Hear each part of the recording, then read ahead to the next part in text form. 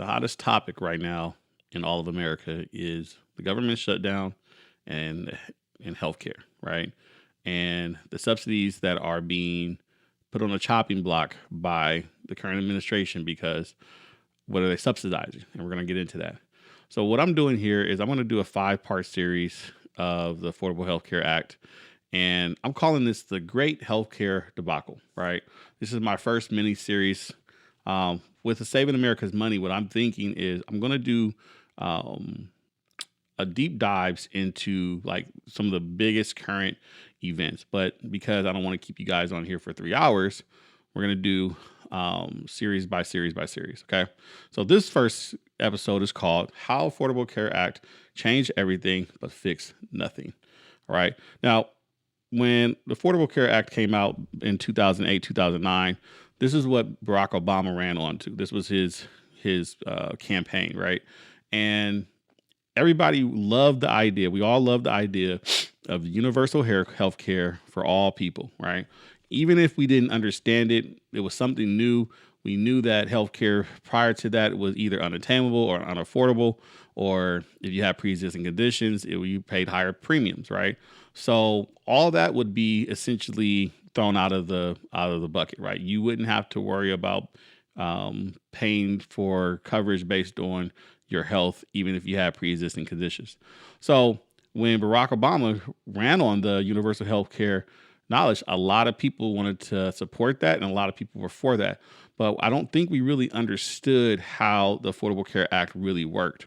And it's like most legislation that comes out, it sounds good, but when you really take a deep dive inside of the ins and outs and the glue and the mechanisms inside of these legislative policies, then you start to learn the truth. And this is why today we are at a very very breaking point of the Affordable Health Care Act, and it honestly becoming very unaffordable for most Americans. So let's go ahead and take this deep dive. This episode today is about how this came about, like how the Affordable Care Act was structured, some of the things that allowed people to gain access to it, and then ultimately having effects down the line that we'll see in the episodes 2 through 5. All right. So stay with me, guys. Glad you're here. Let's get started. So the Affordable Care Act, formerly the Patent Protection and Affordable Care Act, was crafted by the Democratic Party, right? This is at a time where George Bush was in office. We had 9/11. He had 2 terms. He ran the country into the ground, right? People wanted something new. People wanted something that they could believe in, and universal health care was that very thing, okay? The presidential leadership made health care reform the centerpiece of his campaign. They set the tone. Universal coverage, consumer protections, and insurance market reforms were all that people really needed to hear, right? Because one, get everybody access to the marketplace. That's great. Consumer protections, make sure people are protected, that they're not being priced out of the health coverage. And then garner insurance market return reforms so that insurance companies don't turn people away for pre-existing conditions. Now, let's talk about that for a second. When you apply for most insurances, right, especially in the life insurance space, you have to go through underwriting, right? And that underwriting consists of age, gender, health, and age, right? I said age. But when you put all those things together, you get a risk class, right?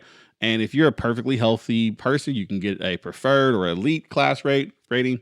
Or if you have some type of, let's say, high blood pressure or diabetes, your rating sometimes will be either class 2, 3, or 4, or you just may get declined altogether. If you've had any type of cancers that are not benign, you're not getting that type of coverage. Well, that really isn't fair, right? So there is another way to buy insurance, but it's not very convenient, right, in terms of pricing, because, if I'm a healthy, male, I want to pay the lowest amount of coverage possible. So when you get into the guaranteed type of insurance, that means that you have a flat rate for all males who are 55. You have a flat rate for all females that are 70, right? Depending on, doesn't matter of your age and health. Most people go to those if they have had, declinations from other companies and want to make sure that they have appropriate life insurance for, their family, final expenses and things like that. So essentially what they did is they took that concept of guaranteed issue, right? Guaranteeing that most people have access to affordable healthcare. And so that's where we're going to start. We're going to start to kind of dissect why the subsidies were needed, right? Before the ACA, the current insurance market at that time changed from premium-based age, health, and gender over to the guaranteed issue. But when you have guaranteed issue type of policies, you are also adding in a bunch of risk. Okay. See, before insurance companies could say, you know what, we have 100 people, and out of that 100 people, maybe we have 10 to 15 people that don't have great health, but those other 85 folks, they're good, and we know that they're going to pay their premiums and they're going to be alive for a much longer periods of time. This is where actuary tables and actuaries come in and do those calculations. So their risk reward ratio is like 9 out of 10. Every 9 people, there's one person who may have a sustainable risk. But now what's actually happened is when you put everybody into one risk class, you have now more people in that 100. Now you may have 70 people who have some type of pre-existing condition, high blood pressure, diabetes, some malign cancers, whatever it is, all in one pool. So the only way that the reform could really work is if they don't look at age, health, and gender, is if they looked at income. And so this is where you started to see disproportionate premiums from people who were very, very, very low income, and then people who were middle income, and then higher incomes. Okay, because then now the insurance companies are saying, hey, we don't want to take on all these risks without some type of guarantee. So what was the guarantees that the insurance companies got in the ACA? The guarantees were the subsidies. So that's where our taxpayer money through the federal government comes in and pays a portion of our premiums, right? So to guarantee that if something happens to me because I have a pre-existing condition, that if the insurance company has to pay the brunt of whatever care, coverage type of things I need, then that would be taken care of. But there's also, right, there's also this other fund of money that is basically repaying the insurance company. See, at the end of the day, this was healthcare reform really for the insurance companies and not the people. And we'll get into that more in a second. So the federal subsidies were introduced to offset the costs, right, of that shock, right? Ensuring that lower income, moderate income consumers could still afford coverage, right? Because this is the goal, right? If I was like lower income and healthy, I'm not going to get any type of insurance, right? But they know that most lower income people are going to go to the doctor more. Maybe they're going to have more health risk, right? Middle income people, right? If they weren't working a job, they were like, hey, I just don't have health insurance, right? I'll just go to the doctor when there's something really wrong with me. But what that did is said, okay, hey, we want to make sure more people get inside of this. It was really a money grab, by the way. And we'll talk about that later. We want to get more people inside of this marketplace so that when over time, when this money starts to really start rolling and these companies start making money, the premiums were going to get paid and the cost of doing business, like taking care of patients, paying for surgeries and all that stuff could be managed. So there were two things that really came with the subsidies. There were premium tax credits and there were cost sharing reductions. We're going to talk about both. The tax credits applied to households earning over 100% to 400% of the federal poverty level, right? So that is the credits that were shared of the income for people that could pay for the benchmarks, right? Pay for the plans, right? Pay for the silver plans, the gold plans. Those were for those people. Then you have the second part of this, which is cost sharing reductions. These were additional subsidies that lowered deductibles and copays for people earning up to 250% of the federal poverty level on a silver tiered marketplace level or plan. With these two tiers, right, or two layers, the ACA's guaranteed issued and community rating rules would have led to adverse selection, right? Only the sick buying insurance, like I said earlier. So it was all about making sure that more people can get into the marketplace that typically wouldn't buy health insurance. Universal healthcare, by the way, in my opinion, is a universal law, right? I mean, it really should be a universal right, right? It is a human right, right? Everybody should have access to healthcare. Everybody should be able to use it at any given time. Doesn't matter. If we're going to pay for something, it should be easy to use, easy to access, and it shouldn't, bankrupt you in the future. Okay. So, but because that wasn't happening initially, what ended up actually happening, or in prior to that, is that people who were low income were the only ones buying it because for them it was affordable, right? We're going to go back to how at some point what health insurance was like prior to 2009 and really look at if, there was better options out there in the future. So now the question is, could the ACA pass without subsidies? And the short answer is absolutely not, right? The subsidies is what was going to make the Affordable Care Act really what it is. And to be honest, there are other countries out there that use subsidies, use federal taxes to make healthcare affordable to everybody. But here's why I wouldn't have passed that way. Without subsidies, ACA would have opposed coverage mandates and insurance reforms without solving the affordability problem, right?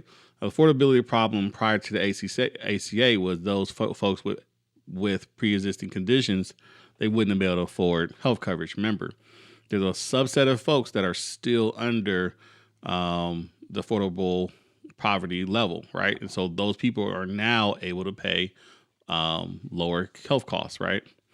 Number two was political feasibility, right? The legislation only passed with 0 Republican votes and barely enough Democrats. Removing the subsidies would have lost support from centrist Democrats, especially those from lower or higher premium states. Okay. So remember, there are some states that, I would probably say some in the South and Midwest that don't have the higher incomes, like California, New York, and some of these other places, right? Texas. So to make it fair for everyone, the subsidies were brought in to keep prices low. So we thought. The other part of this was economic feasibility. Without subsidies, premiums would have risen faster. Healthy people would have stayed out of the risk pool because they wouldn't have needed it. They wouldn't have wanted insurance, and insurers would have withdrawn from the marketplaces. Early modeling by Congressional Budget Office predicted without subsidies, enrollment would have cut by 2/3. So that wouldn't have been exactly what this was designed for. Remember, the Universal Care Act was designed for everybody. It wasn't just designed for the people who needed it the most, which they do need it the most.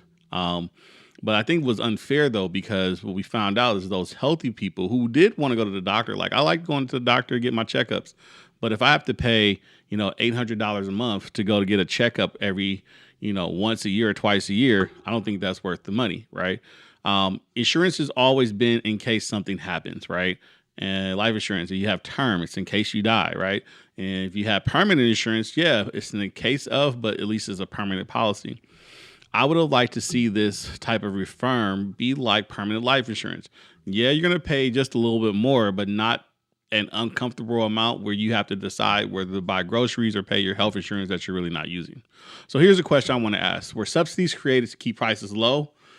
And or were they guaranteed or they're so here's what I wanted to ask. Were subsidies created to keep prices low and continue to give guaranteed issue policies to all Americans, right? I think that's why they were created. They were here to keep the prices low, so we thought, and to make sure that we give guaranteed issue policies to all Americans. So what was the original intent versus the outcome? So this is what we really need to break down next.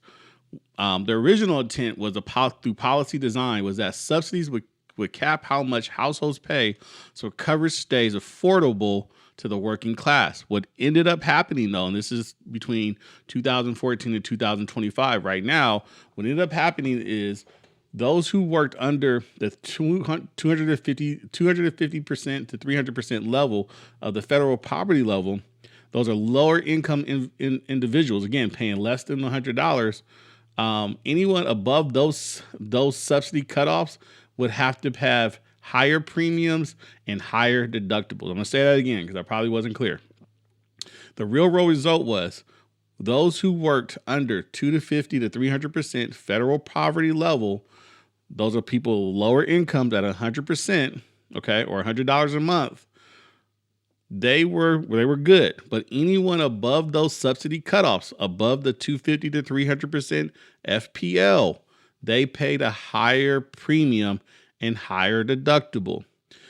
The next policy design intent was this. Guaranteed issue meant no one would be denied of coverage. But what ended up happening, it opened up the market, but it also increased the average risk. I told you this from the beginning, that the average risk went higher because everybody's at the same level. It doesn't matter if I'm healthy and then my guy who's next door to me, he's unhealthy. We're still the same age. I'm a healthy individual. He's not a healthy individual.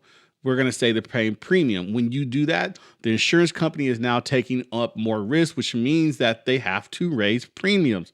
That's how insurance companies work. If you have a bad driving record and over the years your driving gets worse and worse, you have accidents, you got, moving violations, your premiums are going to go up because you are now more of a risk. And remember, insurance companies, they are risk mitigators. They are trying to reduce as much risk as possible because the less risk they have, the less money they have to pay out.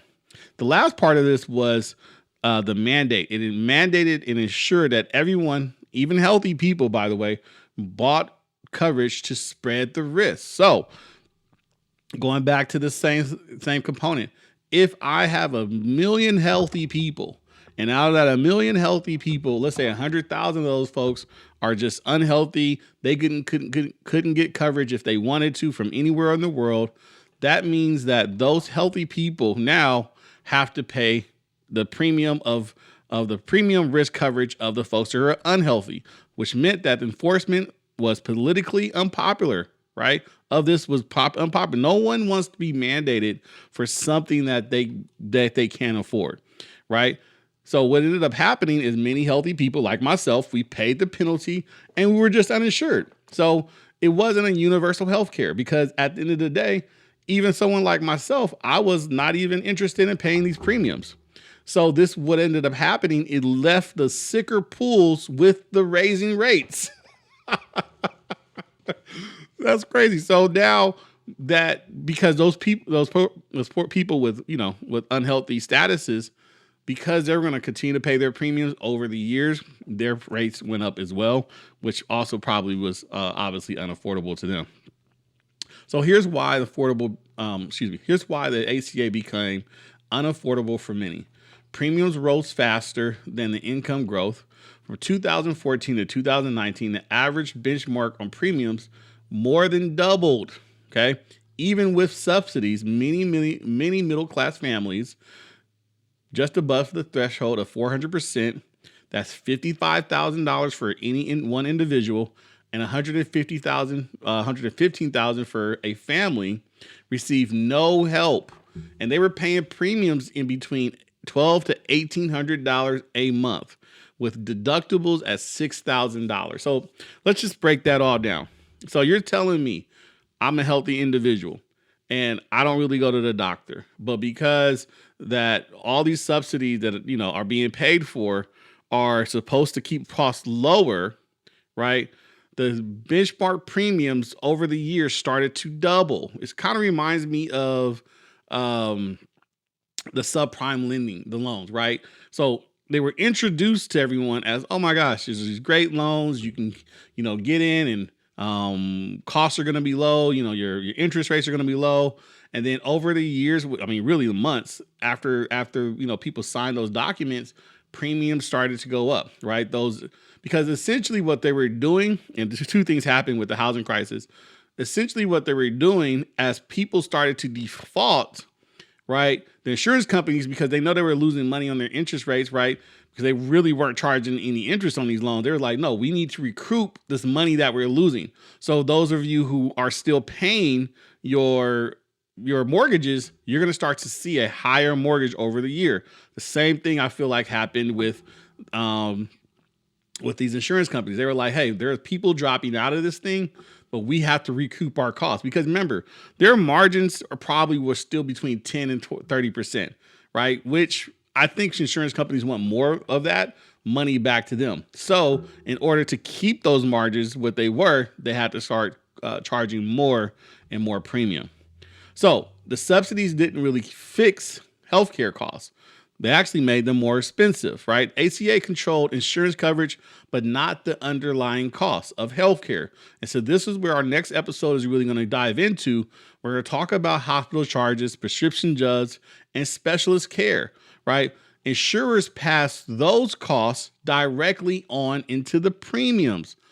So this makes sense now because pharmaceuticals and hospital costs, remember, the insurance that we bought, the marketplaces, didn't really cover those particular costs. And if they did, there were these huge deductibles, $6,000, $10,000 that you had to pay.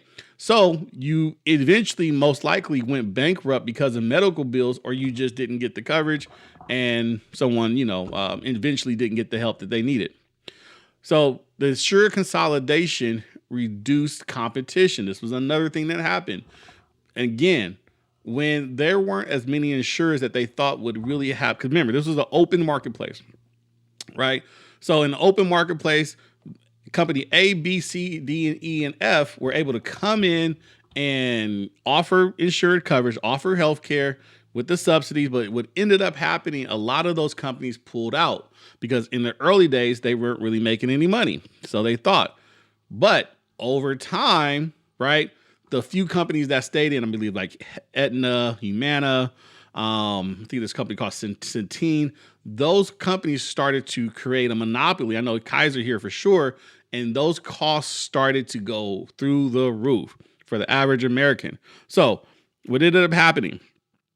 There was some things that actually happened that was okay, right? The big picture of what ACA that did, it reduced the uninsured rate from 16%, okay, back in 2010 to 8% in 2016. It expanded Medicaid access in most states. Medicaid is 65 and older, which is great. And it protected people with pre-existing conditions. See, those things I think anybody can agree with. We need to make sure that our seniors are being cared for. Yes, more people need to have access to affordable healthcare coverage. But what ended up happening, though, middle income Americans were not eligible for subsidies, and then the coverage became unaffordable in practice. Because if I was a healthy individual and I make good money, like, a family income of 100,000 or more, like my subsidies weren't eligible. So I ended up getting packed into the middle of this whole thing and paying like at cost type of premiums. So then the point is like, okay, well, what was the point of affordable healthcare? If most Americans who are the middle class in this country has been squeezed out of every single fucking dollar, excuse my language. But we really have. We've been squeezed out of insurance coverage for cars, mortgages, obviously, health insurance, right? So if these are basic needs, why are the middle class having to carry on the brunt of all these costs, right? So what ended up happening, it created a two-tier system. You had a low income, heavy subsidized, sometimes cheaper than an employee coverage, right? And then you had the second tier of middle income, unsubsidized, exposed to full market prices type of folks.